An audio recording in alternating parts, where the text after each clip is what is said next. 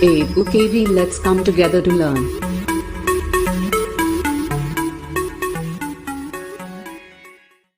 I am Mrityunjay Singh. Welcome to our YouTube channel EduKV। हमारे YouTube channel में आपका स्वागत है। आज हम आपको केंद्रीय विद्यालय संगठन द्वारा जो गाइडलाइन दी गई है एडमिशन्स के लिए उसको डिस्कस। इसमें ये गाइडलाइन बहुत बड़ी है, दरअसल 19 पन्नों की गाइडलाइन है। इसमें से हम सिर्फ उन्हीं बातों को डिस्कस करेंगे जो कि आपके काम की होंगी, मतलब एज ए पेरेंट के काम की होंगी। और ये स्पेशली सिर्फ और सिर्फ वीडियो जो है वो पेरेंट्स के लिए बनाया गया है, जो उनको फॉर्म भरते समय जिन जिन चीज़ों को ध्यान रखना होगा उसी को ध्यान में रखकर ये सारी चीज़ें बनाई गई हैं। आप इनको एक जगह नोट कर लीजिएगा, ध्यान से देख लीजिएगा कि क्या क्या चीज़ें हैं इसके अंदर। सबसे पहली चीज़ ये है दोस्तों कि ये जो केंद्रीय विद्यालय संगठन की गाइडलाइन आई है इसमें कुछ टर्मिनोलॉजीज़ हैं, वो आप समझिए। सेंट्रल गवर्नमेंट एम्प्लॉई, ट्रांसफरेबल किसे कहते हैं या ट्रांसफ़र क्या होता है, ऑटोनोमस बॉडीज़ किसे कहते हैं, इन सारी चीज़ों में नहीं आपको पढ़ना है। मैं सीधा आपको प्रायोरिटीज़ के बारे में बताऊंगा, जो प्रायोरिटीज़ एडमिशन के समय में बहुत ही ज़्यादा ज़रूरी होता है, जिसे आपको जानना होता है कि ये प्रायोरिटीज़ आखिर, क्योंकि आपके जो फॉर्म भरते हैं उसमें प्रायोरिटीज़ के आधार पे ही लॉटरी निकलती है और आपका उसमें होने की संभावनाएं बढ़ जाती हैं। जैसे अगर स्कूल सिविल सेक्टर में है या डिफेंस सेक्टर में, किसी आर्मी कंटोनमेंट के अंदर है या फिर एक स्टेट गवर्नमेंट के डीएम किसी एक सिविल सेक्टर का स्कूल है, उसमें जो प्रायोरिटी 1 होती है, प्रायोरिटी 1 वो उनके बच्चे होते हैं जिनके पेरेंट्स ट्रांसफरेबल या non transferable central government employ होंगे। मैं बता दूं, फिर से सुनिए। ट्रांसफरेबल सेंट्रल गवर्नमेंट एम्प्लॉय मतलब आर्मी हो गया, बीएसएफ हो गया, पैरामिलिट्री फोर्सेस जितनी हैं वो सब ट्रांसफरेबल। रेलवे हो सकता है, पोस्ट ऑफिस हो सकता है, ये सब ट्रांसफरेबल जॉब है। नॉन ट्रांसफरेबल कुछ रेलवे में हो सकते हैं। यहाँ ट्रांसफ़र और नॉन ट्रांसफरेबल का मतलब ये है कि लास्ट 7 ईयर्स में आपका एक ना एक ट्रांसफ़र होना चाहिए। अगर ट्रांसफ़र नहीं हुआ है तो आपको नॉन ट्रांसफरेबल ट्रीट किया जाएगा, अगर ट्रांसफ़र हो चुका है तो आपको ट्रांसफरेबल ट्रीट किया जाएगा। ये क्लियर कट डिस्टिंक्शन अपने माइंड में आप रखिएगा। इसके अंदर आप जो चिल्ड्रन होते हैं एक्स सर्विसमैन के, उनको भी इंक्लूड किया जाएगा प्रायोरिटी 1 में, यानी कैटेगरी 1। कैटेगरी 1 में हम एक्स सर्विसमैन यानी आर्मी, एयरफोर्स, नेवी से रिटायर्ड पर्सनल होते हैं, उनके बच्चों को भी इंक्लूड किया जाएगा। इसके अंदर फॉरेन नेशनल्स ऑफिशियल्स, जैसे नेपाल के रहने वाले, तिब्बत के रहने वाले वो लोग, या जो भारत में डेपुटेशन पे आए हुए हैं इन देशों से, बाहर के देशों से, उनके बच्चों को भी कैटेगरी 1 में इंक्लूड किया जाएगा। जो हमारा ट्रांसफरेबल और non transferable employees of autonomous bodies, autonomous bodies में जैसे हमारा केंद्रीय विद्यालय संगठन है या फिर आप कोई और एनटीपीसी है। अगर स्कूल आपका सिविल सेक्टर में है और अगर कोई एनटीपीसी एम्प्लॉय चाहता है एडमिशन कराना तो वो सेकंड कैटेगरी में इंक्लूड होगा। ऑटोनॉमस है, ये सेंट्रल गवर्नमेंट का है, या पब्लिक सेक्टर अंडरटेकिंग है, पीएसयू में आएगा, या फिर हमारा क्या आएगा, इंस्टीट्यूट ऑफ हायर लर्निंग यानी यूनिवर्सिटीज़ होंगे, सेंट्रल यूनिवर्सिटीज़ होंगे, उनके बच्चे हैं, उनको कैटेगरी 2 में इंक्लूड किया जाएगा। कैटेगरी 3 में हम किसको लेते हैं, स्टेट गवर्नमेंट एम्प्लॉई के बच्चों को लेते हैं जिनका ट्रांसफ़र हो या नॉन ट्रांसफ़र हो। जैसे ट्रांसफरेबल में तो हम पुलिस को ले सकते हैं, एक पुलिस की जो कैटेगरी आएगी वो क्या आएगी, ट्रांसफरेबल, तो वो कैटेगरी 3 में आएंगे।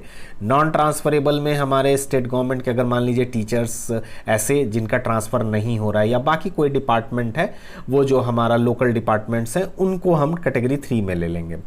फिर उसके बाद हमारा कैटेगरी 4 आता है।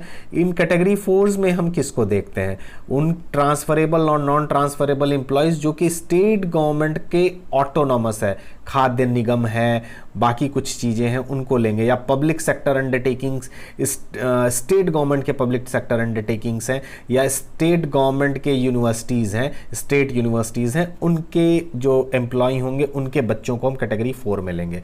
और कैटेगरी 5 के अंदर हम सारे वो हैं जो जनरल कैटेगरी के बच्चे हैं जिनके पेरेंट्स जॉब नहीं करते हैं या जो इनको छोड़ने के अलावा जिनके पेरेंट्स कहीं जॉब नहीं करते, बिजनेस करते हैं, वो सब कैटेगरी 5 में आएंगे।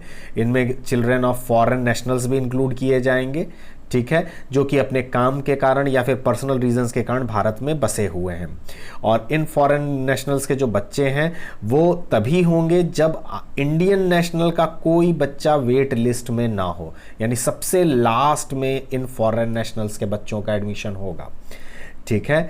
अब जो प्रेफरेंस होगी एडमिशन में, वो मैंने जैसे शुरू में ही बता दिया था, केवीएस में एडमिशन के लिए सबसे बड़ी कैटेगरी होती है कैटेगरी 1, और उसमें भी अगर फॉर्म ज़्यादा आ जाए तो वो लास्ट 7 ईयर्स के ट्रांसफ़र के आधार पर प्रेफरेंस मिलेगा।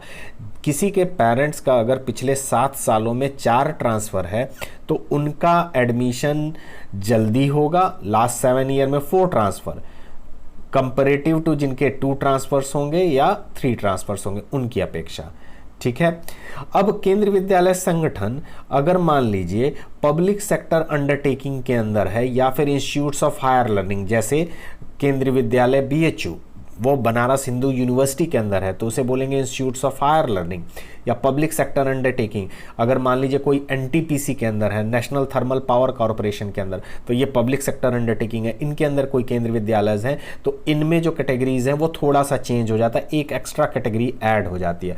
यहाँ पर कैटेगरी 1 सेंट्रल गवर्नमेंट एम्प्लॉय की अपेक्षा यहाँ पर हम किसको लेते हैं, वो प्रोजेक्ट सेक्टर जिसमें स्कूल हो उनके बच्चे या ग्रैंड चिल्ड्रन। यहाँ पहली बार ये टर्म आया है ग्रैंड चिल्ड्रन, तो दोस्तों इसे आप ध्यान रखिएगा। एनटीपीसी हो गया, इंस्टीट्यूट ऑफ हायर लर्निंग यानी यूनिवर्सिटीज़ हो गए, वहाँ के एम्प्लॉई के जो नाती पोते हैं उनका भी एडमिशन कैटेगरी 1 में माना जाता है, सबसे फर्स्ट प्रेफरेंस दिया जाएगा इनके लिए, ठीक है। क्यों? क्योंकि वो उन विद्यालय के स्पॉन्सर्स होते हैं, वो उनको फाइनेंस करते हैं, इसलिए उनके एम्प्लॉयज़ के लिए ही बनाया जाता है। या फिर वहाँ कोई प्रोजेक्ट का एम्प्लॉय हो या कोई पोस्ट ग्रेजुएट स्टूडेंट्स हो जो कि लॉन्ग टर्म रिसर्च प्रोजेक्ट में काम कर रहा है तो उनको मिलेगा, या फिर रेगुलर जो काउंसिल ऑफ वार्डन्स के एम्प्लॉय होते हैं उनको मिलेगा, या फिर रिटायर्ड एम्प्लॉयज़ को के भी चिल्ड्रन और ग्रैंड चिल्ड्रन को हम इनमें इंक्लूड करते हैं, ठीक है।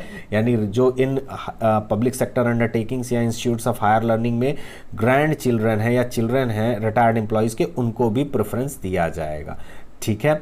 अब अगर मान लीजिए एक संग ग्रैंड चिल्ड्रन भी आ जाएं, सर्विंग एम्प्लॉयज़ के भी आ जाएं, रिटायर्ड एम्प्लॉयज़ के भी आ जाए, तो उनमें प्रेफरेंस हम सबसे पहले सर्विंग एम्प्लॉयज़ वाले को प्रेफरेंस देंगे, और उसमें किसको देंगे, पहले चिल्ड्रन को देंगे, दूसरे नंबर पे ग्रैंड चिल्ड्रन को देंगे यानी सर्विंग एम्प्लॉय के, तीसरे नंबर पर हम देंगे चिल्ड्रन ऑफ रिटायर्ड एम्प्लॉय, और फोर्थ नंबर पे देंगे grand children of retired employ. तो ये समझ लीजिए आप इसके सिस्टम। फर्स्ट प्रेफरेंस हम देते हैं सर्विंग एम्प्लॉय के लिए, उनके बच्चे के लिए। सेकंड प्रेफरेंस देते हैं grand children of serving employ. Third preference हम देते हैं रिटायर्ड एम्प्लॉय के बच्चे के लिए, और फोर्थ प्रेफरेंस देते हैं grand children of retired employ. तो आई होप आपको ये समझ में आया होगा। उसके बाद हम यहाँ पर सेकंड कैटेगरी जो होती है वो जो हमने अभी ऊपर सिविल सेक्टर के स्कूल की फर्स्ट कैटेगरी पढ़ी थी वो होगी। थर्ड कैटेगरी वो होगी जो हमने, ये एक्चुअली सिविल सेक्टर का फर्स्ट कैटेगरी है, ये सिविल सेक्टर का सेकंड कैटेगरी, ये सिविल सेक्टर का थर्ड कैटेगरी, सिविल सेक्टर का 4 कैटेगरी एंड सिविल सेक्टर का 5 कैटेगरी। चूँकि यहाँ ये सिविल सेक्टर में रहेगा तो ये होगा 1 2 3 4 5। चूँकि ये हमारा सिविल सेक्टर में नहीं है, पब्लिक सेक्टर अंडरटेकिंग में है, तो उनको हम फर्स्ट प्रेफरेंस दे देते हैं और बाकी को एज इट इज़ उसी सीक्वेंस में अरेंज कर देते हैं, ठीक है। अब देखिए ये हमारा सबसे इम्पॉर्टेंट होता है जिसे जानना होता है आपको। इसमें भी जो प्रेफरेंस होता है एडमिशन का वो हमारा लास्ट 7 ईयर्स के ट्रांसफ़र से ही इंक्लूड किया जाता है, ठीक है, लास्ट 7 ईयर्स के ट्रांसफ़र के लिए। अब आता है एलिजिबल एज फॉर एडमिशन। जो एलिजिबल एज है एडमिशन की वो है 5 ईयर्स, और हम जानते हैं ये फॉर्म में नोटिफिकेशन में निकल चुका है, इसके लिए 31 मार्च 2020 ही हमारी रिकॉग्नाइजिंग डेट है, रेकनिंग डेट इसी को माना जा रहा है क्लास 1 के लिए। अगर बच्चा 1 अप्रैल को पैदा हुआ है तो उसे भी मान लिया जाएगा इस साल के एडमिशन के लिए, ठीक है। हाँ, उस एक बच्चे के लिए जो 1 अप्रैल को पैदा होता है उनके लिए छूट है ये, उसमें उनको 5 ईयर्स ही कंसीडर किया जाएगा। आपके पास एक ये टेबल दिया हुआ है, टेबल समझिए क्या है। टेबल ये है, क्लास 1 में एडमिशन के लिए आपको 5 + 2 यानी 7, 5 साल से लेके 31 मार्च को 5 साल हो जाना चाहिए, 7 साल के बीच में होना चाहिए 31 मार्च को ही। सेकंड में बस इसमें 1 साल जोड़ देंगे, 6 हो जाएगा, यहाँ 8 हो जाएगा। फिर यहाँ क्या हो जाएगा, 6 + 1 7 हो जाएगा। सब में 1 1 हम जोड़ते चले जाएंगे, ठीक है।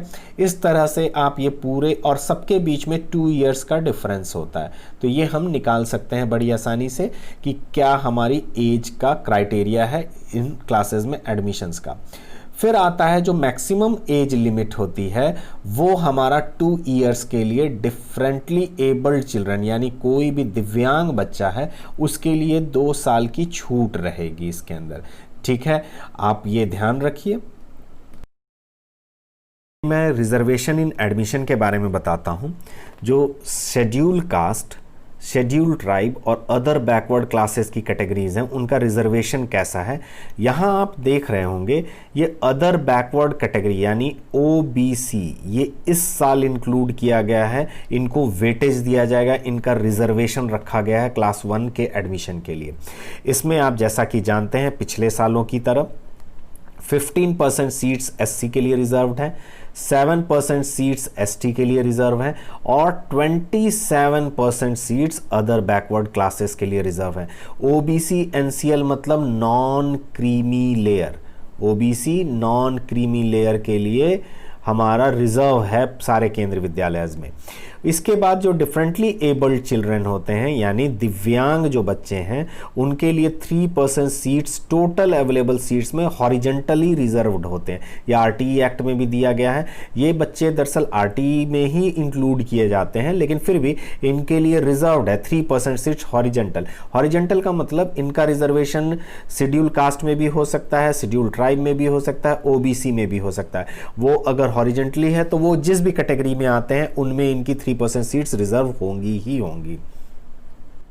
आपको जो डॉक्यूमेंट्स भरने होंगे जिस समय आप एडमिशन कराएंगे उस समय अपलोड करने होंगे, उनमें सबसे पहला हमारा डॉक्यूमेंट होता है वो होता है date of birth certificate. Class 1 के लिए सबसे ज़रूरी यही सर्टिफिकेट होता है, डेट ऑफ बर्थ। ये आप जान लीजिए, ये डेट ऑफ बर्थ सर्टिफिकेट अगर इशू किया जाता है किसी कॉम्पिटेंट अथॉरिटी जो डेट ऑफ DOB इशू करने, जन्म प्रमाण पत्र देने के लिए अधिकारी है, सिर्फ वही दे सकता है, उसी का इंक्लूड किया जाएगा। अगर आप शहर में रहते हैं तो आपको म्यूनसिपालिटी से लेना होगा, म्यूनसिपल कॉरपोरेशन से या नोटिफाइड एरिया काउंसिल से आपको सर्टिफिकेट मिलेगा।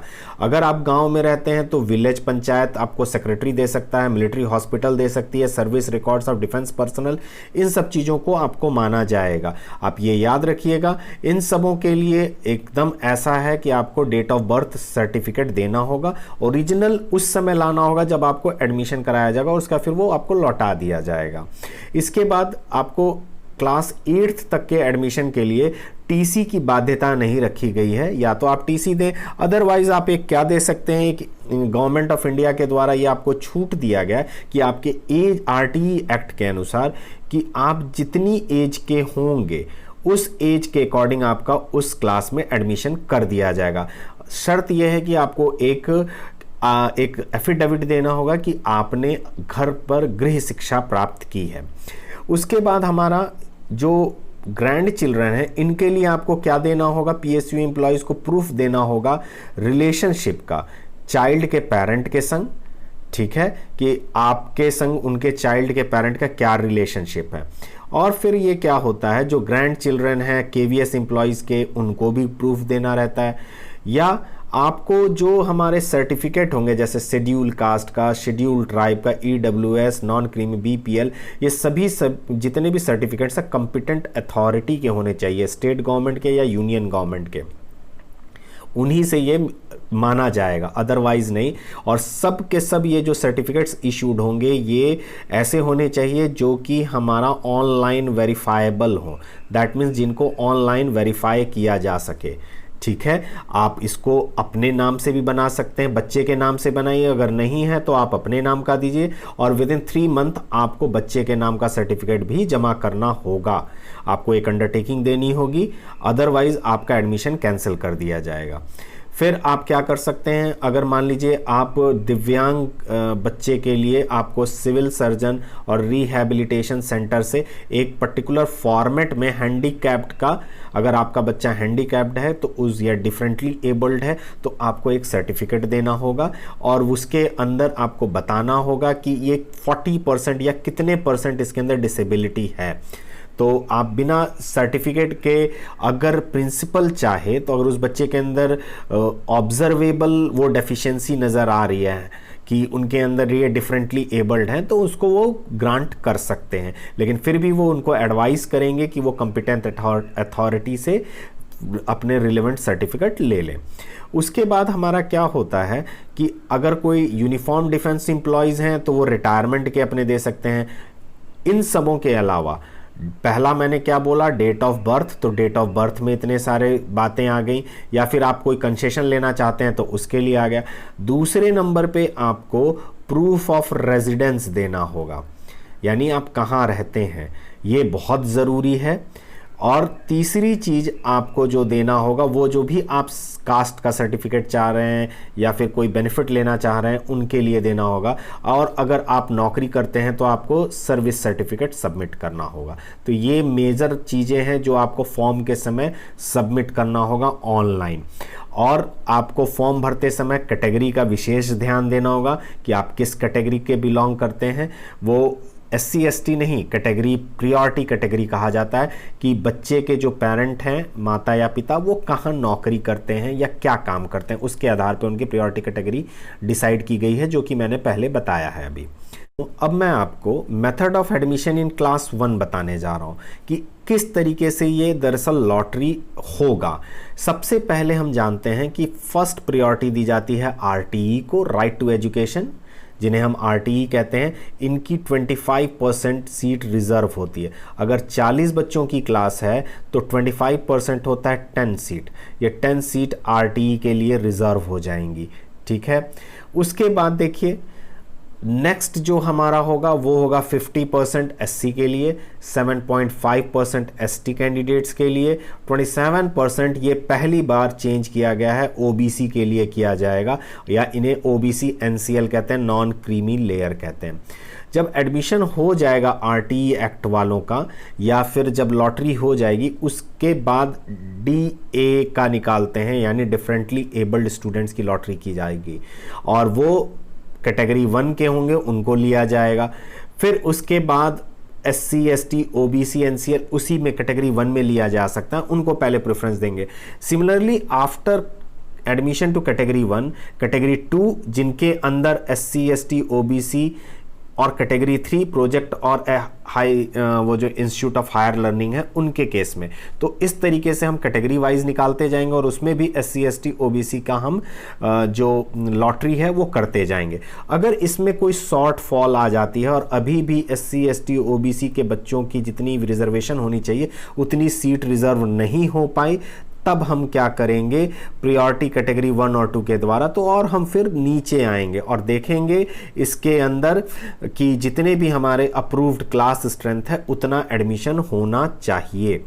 इसके बाद हमारे पास, जब हम आपको सीट्स के बारे में बता दें कि कितने सारे सीट्स होते हैं इनमें, जैसे मान लीजिए RTE में 10 सीट हैं, फिर SC स्टूडेंट्स के लिए 6, ST के लिए 3 एंड OBC के लिए 11। इस तरीके से इतनी टोटल नंबर ऑफ सीट्स हमारी रिजर्व रहेंगी। आउट ऑफ 40 है ये, और इसमें से 3% सीट्स जो हैं वो डिफरेंटली एबल्ड एप्लीकेंट के लिए है, जो कि रिजर्व्ड है हॉरिजेंटली। वो इन सबों में किसी में भी हो सकता है, उसके लिए वो रिजर्व रहेगा। तो देखिए ये हमारा उसका ट्रेंड है कि किस तरीके से सीक्वेंस है जिसमें हम रजिस्ट्रेशन के बाद लॉटरी को कंडक्ट किया जाएगा। जैसा मैंने बताया अभी, सबसे पहले RTE लॉटरी होगी, फिर डिफरेंटली एबल्ड लॉटरी होगी, फिर कैटेगरी 1, कैटेगरी 2, और कैटेगरी 1 और कैटेगरी 2 में भी हम किसको देखेंगे, एससी, एसटी और ओबीसी को ध्यान देते हुए। और अगर मान लीजिए सारी सीट्स ना भरी तब फिर एससी की, फिर एसटी की, फिर ओबीसी की, उसके बाद कैटेगरी 3rd, 4th और 5th के बच्चों का एडमिशन किया जाएगा। तो ये एक आपके लिए ध्यान देने की बात है। उसके बाद हम बात करते हैं कैटेगरी 6, तो ये हमारे उन स्कूलों के लिए है जहाँ पर ये इंस्टीट्यूट ऑफ हायर लर्निंग या पब्लिक सेक्टर अंडरटेकिंग में जो केवीज हैं। नेक्स्ट होता है हमारा सिंगल गर्ल चाइल्ड, SGC, इसकी हम लॉटरी करेंगे। और इनकी जो हमारी सीक्वेंस है उनको आप एक बार और समझ लीजिए। इनके जो सीक्वेंस होते हैं उनको समझने के लिए आप समझिए, पहला जो लॉट है वो हमारा 10 सीट के लिए होगा। ये जो लॉट हमारा 10 सीट के लिए होगा ये RTE के लिए होगा। जैसे कि आप जानते हैं 25 RTE एक्ट 2009 के अकॉर्डिंग 25% सीट्स जो होती हैं वो इनके लिए RTE कैंडिडेट्स के लिए रिजर्व रहती हैं, यानी 40 में से 10 सीट रिजर्व रहेंगी। और इसके लिए कौन कौन एप्लीकेबल होता है, वो ऑटोमेटिक एप्लीकेबल होते हैं सारे SC कैंडिडेट्स, सारे ST, EWS, BPL, OBC non creamy layer और डिफरेंटली एबल्ड टुगेदर टेकन इनके अंदर लिया जाएगा। और जो भी रेजिडेंट हो नेबरहुड के, यहाँ पर एक बहुत ज़रूरी चीज़ है, आप समझिए, नेबरहुड कॉन्सेप्ट यहाँ लगेगा। आपका जो इस विद्यालय है उसके अगल बगल ही घर होना चाहिए, रेजिडेंस होना चाहिए। अगर विद्यालय रूरल एरिया में है तब तो आपका 8 किलोमीटर के अंदर जितने भी पेरेंट बच्चे आते हैं वो उसके लिए एलिजिबल होंगे। अगर आपका विद्यालय अर्बन एरिया में यानी शहरी क्षेत्र में है तो वहाँ 5 किलोमीटर का एरिया है, और ये जो डिस्टेंस नापा जाएगा आपको अंडरटेकिंग देनी होगी, और ये डिस्टेंस एरियल डिस्टेंस भी माना जा सकता है। नेक्स्ट हमारा आता है सेकंड लॉट। सेकंड लॉट के अंदर हम डिफरेंटली एबल्ड कैंडिडेट्स को लेते हैं, SC, ST, OBC, NCL, unreserved, कोई भी आ सकता है, ठीक है। इसके अंदर कहीं कोई नहीं है, लेकिन वो डिफरेंटली एबल्ड होने चाहिए वो बच्चे। इनमें 3% सीट्स रिजर्व भी होती हैं इनके लिए। थर्ड लॉट जो आता है वो हमारा RTE के द्वारा माइनस कर लेंगे और डिफरेंटली एबल्ड के द्वारा माइनस कर लेंगे। अब वो कैटेगरी 1 के बच्चों को देखेंगे उसके अंदर, और कैटेगरी 2। तो या जब हम उन स्कूल्स की बात करते हैं जो प्रोजेक्ट विद्यालय हैं वहाँ कैटेगरी 3 तक की बात करेंगे, 1 से लेकर 3 तक की, और नॉर्मल स्कूलों में कैटेगरी 1 और 2 की बात करेंगे। और वो सैंक्शन स्ट्रेंथ तक यानी 40 तक पहुँच रहे हैं क्या, उनकी फिर लॉटरी निकालेंगे और फिर देखेंगे उन्हीं को SC ST के अकॉर्डिंग सेट करेंगे। फिर आता है फोर्थ लॉट। फोर्थ लॉट भी हमारा इसी तरीके से है। अब अगर SC ST और OBC की वैकेंसी अभी भी बाकी है तो अब इनकी वैकेंसी की इनकी लॉटरी निकाली जाएगी फोर्थ लॉट में, ठीक है। इनके अलावा फिर फिफ्थ लॉट होता है। फिफ्थ लॉट में हम क्या करते हैं, अगर पूरी स्ट्रेंथ अभी भी नहीं भरी तो फिर हम नेक्स्ट जो कैटेगरी है नॉर्मल कंडीशन में कैटेगरी 3 और प्रोजेक्ट विद्यालय में कैटेगरी 4, इन दोनों में से किसी एक का हम लॉटरी कराना शुरू कर देंगे। और फिर लास्ट में अभी भी कोई अनरिजर्व्ड कैटेगरी अनरिजर्व्ड है, सीट बच रही है, तो उनको हम क्या करेंगे, उन सीट्स को हम आपको बच्चों से भर दिया जाएगा। दोबारा उनके लिए हम लॉटरी निकाल सकते हैं जो जनरल बच्चे हैं उनके लिए। अब एक चीज़ आप जान लीजिए, इन नो केस कभी भी जो RTE की सीट्स होंगी उसे डी रिजर्व नहीं करेंगे। डी रिजर्व का मतलब अगर RTE का बच्चा नहीं मिलता है तो हम उस सीट को खाली कर देंगे और फिर दोबारा हम उसके लिए वैकेंसी निकाल सकते हैं या फिर हम नोटिफिकेशन निकाल सकते हैं। नेक्स्ट हमारा जो आता है वो आता है अगर वैकेंट सीट SC ST की है तो SC ST की सीट्स के अंदर ये आपको जानना चाहिए कि ये इंटरचेंजेबल होते हैं। तो SC की जो वैकेंट सीट्स होती हैं वो ST से और ST की वैकेंट सीट SC से भरी जा सकती हैं, ठीक है। और देखा जाएगा कि ये टोटल ओवरऑल में खाली न रह जाए, ठीक।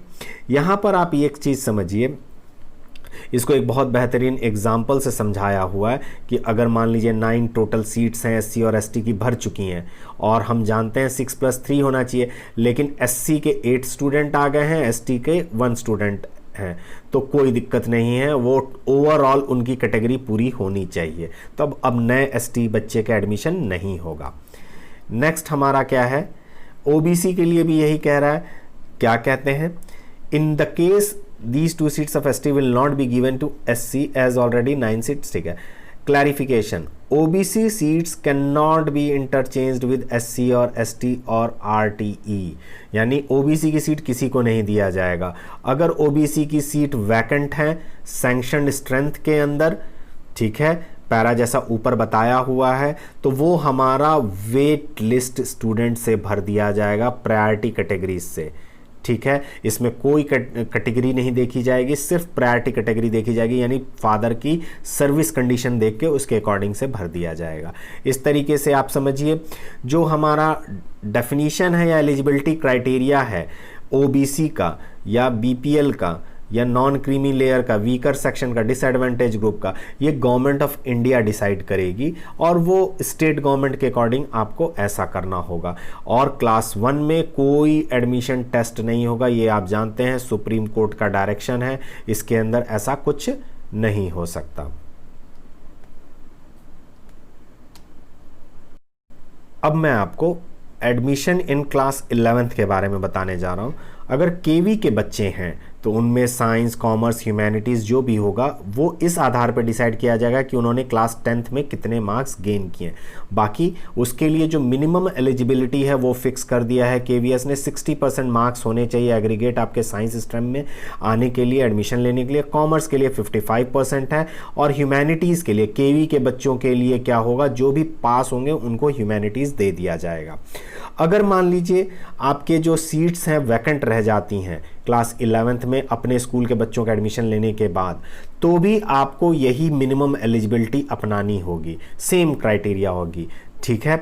अब बस ये होगा कि उनका जब नाम निकलेगा बच्चों का, आप उसके बाद एक प्रोविजनल एडमिशन की लिस्ट निकालेंगे, उनको एज पर उनकी प्रियोरिटी आप सेट करेंगे। एज पर प्रियोरिटी का मतलब पेरेंट्स के नौकरी के आधार पे, अगेन वही same category 1, category 2, category 3, category 4, category 5, ये सारे जो हमने अभी सिविल सेक्टर के स्कूल के लिए और प्राइवेट प्रोजेक्ट सेक्टर में कैटेगरी 6 तक के स्कूल्स को इंक्लूड किया जाता है, उन पेरेंट्स के आधार पे उनका एडमिशन किया जाएगा। अब इसके अंदर क्या होता है कि कंसेशंस तो लिया नहीं जाएगा, मेरिट लिस्ट बनाई जाएगी और उसके बाद उनका एडमिशन किया जाएगा। एक और बात इसमें ध्यान देने की है, अगर मान लीजिए मेरिट लिस्ट बनाते समय अगर 2 बच्चों के अगर इक्वल मार्क्स आ जाएं तो उस समय क्या किया जाएगा, तो उस समय इनकी जो मेरिट होगी वो इस आधार पे बनाई जाएगी, जिनके मार्क्स मैथ्स में ज़्यादा होंगे उनको प्रेफरेंस दिया जाएगा, यानी उनको पहला कर दिया जाएगा। अगर 2 और से ज़्यादा बच्चों के मार्क्स मैथ्स में सेम आ गए तो मैथ्स और साइंस दोनों के मार्क्स जोड़ के देखे जाएंगे और जिसके ज़्यादा होंगे उनके। अगर मान लीजिए मैथ और साइंस दोनों के मार्क्स भी सेम आ जाए तब ये देखा जाएगा जिसकी डेट ऑफ बर्थ ज़्यादा होगी उसको दे दिया जाएगा प्रेफरेंस, ठीक है। तो आप ये जान के रखिए। नेक्स्ट हमारा है, ये मैं कुछ कंसेशंस बता रहा हूँ जो क्लास 11th में एडमिशन के समय में आपके काम आएंगी बच्चों के। ये उन कंसेशंस के बारे में लिखा हुआ है, यहाँ पर आपको परसेंटेज दे दिया जाता है। अगर बच्चा स्पोर्ट्स और गेम में एक्स्ट्रा ऑर्डिनरी अचीवमेंट है, एनसीसी में एक्स्ट्रा ऑर्डिनरी अचीवमेंट है, स्काउटिंग या गाइडिंग में एक्स्ट्रा ऑर्डिनरी अचीवमेंट है, एडवेंचर एक्टिविटीज़ में उसने पार्टिसिपेट किया है, तो कितने % मार्क्स किन किन एक्टिविटीज़ के लिए मिलेगा उसका ये टेबल बना हुआ है। मैं आपको समझा देता हूँ। जैसे आप बच्चे ने स्पोर्ट्स में SGFI या उसके इक्विवेलेंट पार्टिसिपेशन किया तो उसके 6% मार्क्स जोड़ दिए जाएंगे, उसके जो उसने बोर्ड में मार्क्स गेन किया है उसके लिए उसमें एक्स्ट्रा जोड़ दिया जाएगा, तो वो एलिजिबल हो जाएगा उसकी एलिजिबिलिटी को बढ़ाने के लिए। एनसीसी के केस में अगर वो ए सर्टिफिकेट होल्डर है या रिपब्लिक डे या PM रैली में उसने पार्टिसिपेट किया तो 6%, ये सब एक जैसे बराबर हैं। या राष्ट्रपति पुरस्कार उसको मिला हुआ है स्काउटिंग गाइडिंग में तो उसे 6% मिल सकता है। नेक्स्ट है, अगर उससे कम नेशनल लेवल या स्टेट लेवल में पार्टिसिपेट किया है उन्होंने, यानी KVS नेशनल या ओपन के स्टेट लेवल में, तो 4%। या एनसीसी में ए सर्टिफिकेट या बेस्ट कैडेट का डिस्ट्रिक्ट या स्टेट लेवल का अगर है तो 4%।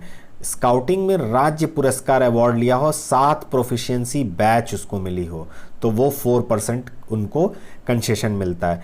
नेक्स्ट हमारा आता है KVS रीजनल और डिस्ट्रिक्ट लेवल। अगर मान लीजिए KVS का रीजनल में उसने पार्टिसिपेट किया या ओपन के डिस्ट्रिक्ट लेवल में, तो तो उसको 2% मार्क्स मिलेगा, या एनसीसी का ए सर्टिफिकेट लिया है तो 2% मार्क्स मिलेगा, या तृतीय सोपान पास किया है उन्होंने 5 प्रोफिशिएंसी बैचेस में तो भी 2% मार्क्स ऐड हो जाएंगे, या उन्होंने कोई 10 डे का कैंप लिया है, किया है एडवेंचर एक्टिविटी का, तो 2% मार्क्स उसको मिल जाएगा।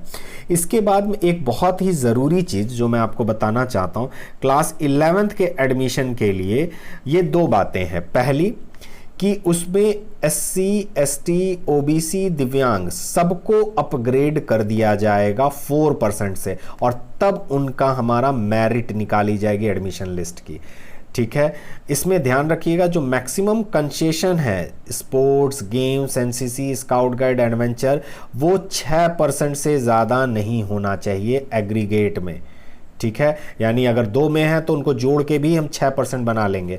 इन case eligibility of more than 1 concession under different categories A और बी में only 1 concession having maximum advantage to the candidate will be allowed. अगर 2-3 चीज़ों में उसको फ़ायदा है, लेकिन जिसमें उसको मैक्सिमम फ़ायदा होगा वही माना जाएगा, और वही हमारे नॉन केवी स्टूडेंट्स के लिए भी एलिजिबल होगा। Okay, thank you very much.